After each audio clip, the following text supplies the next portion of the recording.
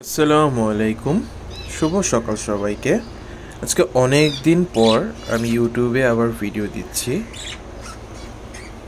আমি আজকে আমার ককাটেল পাখি জোড়াটা নিয়ে কথা বলবো। মাশাআল্লাহ, ওরা ডিম দিয়েছে, ফিমেলটি ডিম দিয়েছে এবং দুইজনে মিলে তা দিচ্ছে ডিমগুলোতে। তো অনেক দিন পরে ককাটেলটি ডিম দিল আমার কাছে আনার পরে, প্রায় অনেক দিন ছিল। আমি চিন্তায় ছিলাম যে ডিম দিচ্ছে না কেন, তো আল্লাহর অশেষ রহমতে ডিম দিয়েছে এবং ডিমের তাও দিচ্ছে মাশাআল্লাহ।